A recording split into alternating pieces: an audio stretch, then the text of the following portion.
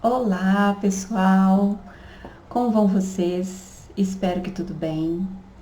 Hoje eu vim aqui porque eu escrevi um artigo para o Personare sobre pais tóxicos, se existem e como superar, como lidar, né?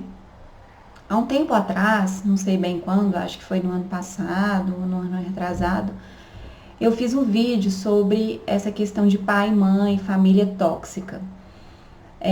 Na época eu me lembro que muitas pessoas estavam trazendo essa terminologia para justificar a forma como elas lidavam com a vida. Então eu sou assim porque meus pais são tóxicos.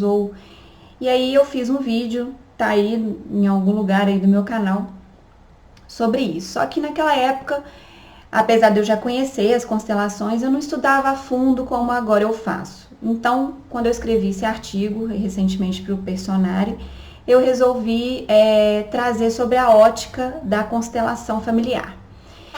E aí, o que eu quero trazer para vocês? Então, nesse artigo, eu tentei desmistificar um pouco essa questão da toxicidade da relação entre pai e filho. Como assim, né? Mas não é fato que às vezes um pai e uma mãe causam dano ao filho? É claro que isso é um fato, né? A ideia de não utilizar um termo como esse, por exemplo, não quer dizer que eu anulo o fato de que existem danos que são causados. Inclusive, a palavra tóxica, você nomear uma relação de qualquer ordem como tóxica, é porque ela te causa uma destruição, pois é isso que coisas tóxicas fazem com a gente, causa alguma destruição ao nosso organismo. Então as relações não são diferentes. É óbvio que existem danos que são causados, mesmo entre pais e filhos. Só que a questão que eu tento fazer é ampliar um pouco isso, porque senão a gente fica preso ao problema.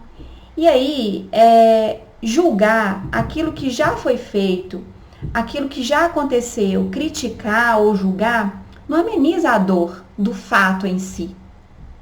Então, o que eu preciso fazer?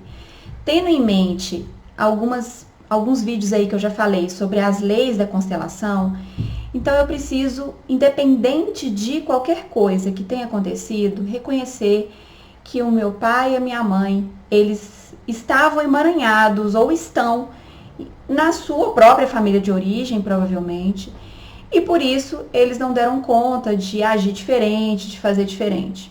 Não é justificar, não é apenas compreender, é apenas ampliar o olhar. É claro que um ato negativo, como eu disse, de dano, não tem uma justificativa. E a ideia não é trazer algo moral, se é certo ou errado. E a gente cai muito nesse viés, porque nós somos pessoas duais, não é?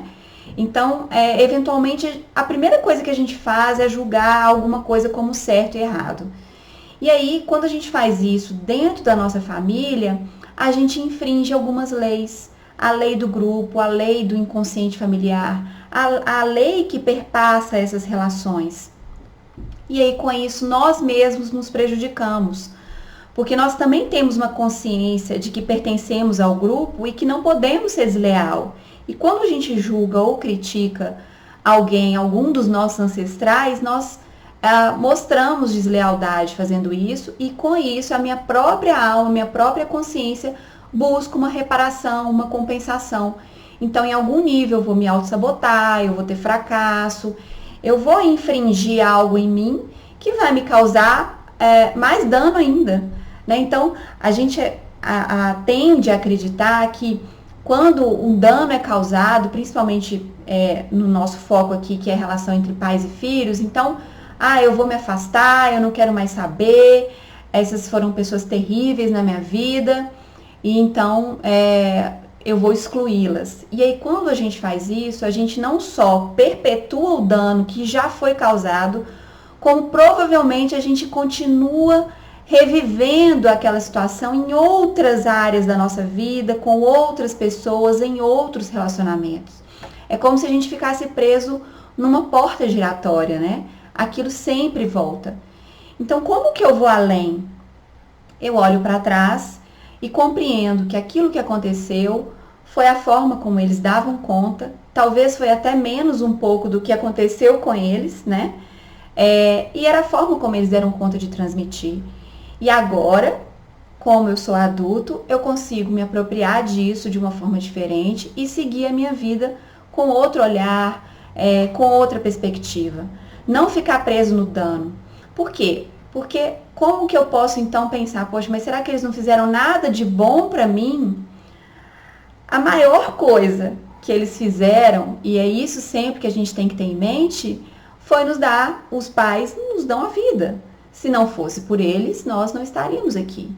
Então, para a vida, não tem mais nada que se iguala, né? Então, todo dano que foi causado, e pode ter sido muito realmente destrutivo, não se compara com o fato de eu simplesmente estar respirando, estar vivo. Então, se eu não puder ser grato a mais nada que aconteceu, é isso que eu preciso ter em mente. Que se não fosse eles, eu não teria a oportunidade de estar aqui e reviver, e fazer diferente, e viver uma nova vida no sentido de me apropriar da minha história e dar um novo colorido para ela, dar um novo caminhar. E aí, como que eu faço isso? No artigo eu entro um pouco mais, né? Então dá uma lida lá, que eu expliquei bem direitinho sobre as leis, se isso ainda é meio obscuro para você. E aí lá eu cito umas frases que o próprio Hellinger nos dá lá no livro A Simetria Oculta do Amor.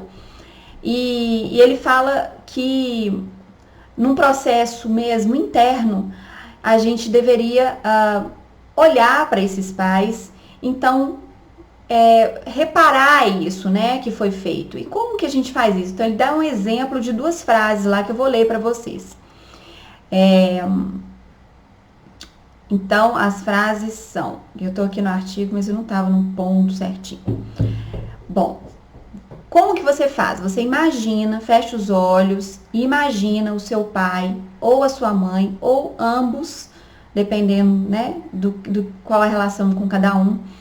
E aí você fecha os olhos e se conecta com você. O que é se conectar com você? Sentir seu corpo, sentir sua respiração, respirar profundamente em alguns momentos. Então, após esse momento assim, de conexão com você mesmo, com quem você é, com o seu corpo, né, como eu disse, respirando profundamente, aí você imagina que eles estão na sua frente, um dos dois ou ambos, e aí você diz para eles, na sua imaginação, sim, vocês são os meus pais. Tudo que esteve em vocês está também em mim. Reconheço-os como pais e aceito as consequências disso.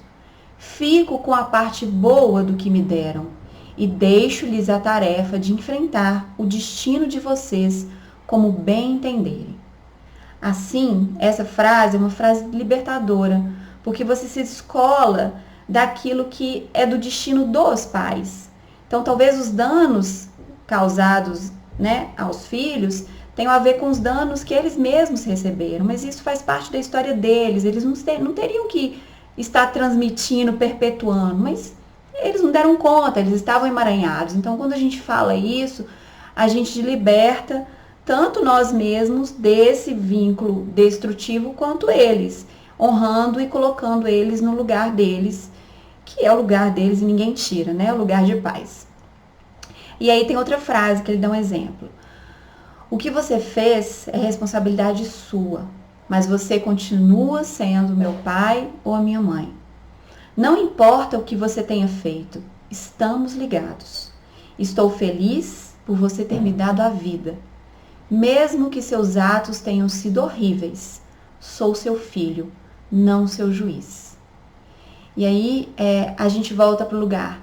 Então, quando a gente volta para o nosso lugar só de filho, a gente sai da postura de juiz, né? A gente volta para o lugar do filho, a gente volta para o nosso lugar na vida.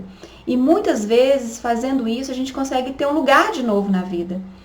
Porque, como eu disse, se a gente fica preso àquilo que aconteceu no passado de forma destrutiva, é como se a gente ficasse revivendo aquilo todo o tempo e a gente fica sem lugar na vida, né? Como se, enfim, aquilo sempre se repetisse. Então, eu preciso colocar as coisas no seu devido lugar. Eles não deram conta de fazer isso, mas você é um adulto, uma adulta, e aí você pode olhar para o seu passado e olhar para a sua própria criança, ferida talvez, trazer ela com você, acolher o sentimento de raiva, de tristeza, de medo muitas vezes que ela sente, e aí sim, talvez com a mãozinha dada com ela, falar isso, olhando para os seus pais, visualizando na sua imaginação. Isso é o suficiente, não precisa falar diretamente para os pais, muitas vezes porque se a gente vai fazer isso com muita emoção, é capaz a gente fazer numa postura que não é a postura de filho. A gente vai com uma postura arrogante, de olha como eu sei, olha como eu evoluí, né? E não é nada disso, né? A nossa postura é uma postura mesmo de pequeno diante dos pais, de reconhecer que aquilo que eles fizeram doeu, magoou, chateou, mas que agora eu sou adulto, entendo, compreendo tudo que foi, do jeito que foi, respeito, aceito, para que eu possa seguir a minha vida de uma outra forma, com outro olhar, disponível, aberto para aquilo de bom que a vida tem para me oferecer. Ok? Então eu queria muito dizer sobre isso para vocês, espero que ajude, que faça sentido. Se não faz, então descarte, né? Mas não precisa acreditar, né? Meu professor, ele sempre diz isso. Não acredita no que eu estou dizendo, nem que o Hellinger diz, nem o que está escrito nos livros. Vai lá e experimente, né? Experiencie por você. Sinta aquilo, se faz diferença, se você sente que realmente traz um bem-estar. Se não, faça de outro jeito, descarte. O Ho'oponopono ajuda muito também nesse processo, porque é uma ferramenta de limpeza. Então, eu fiz aí uma meditação, já tem o link aí também nas descrições, que ajuda a se conectar com a criança e fazer essas reparações com os nossos pais. Então, usem as ferramentas que vocês acharem que faz sentido para vocês, ok? Então, mais uma vez, espero que vocês tenham gostado. Um beijo, até o próximo vídeo. Tchau, tchau!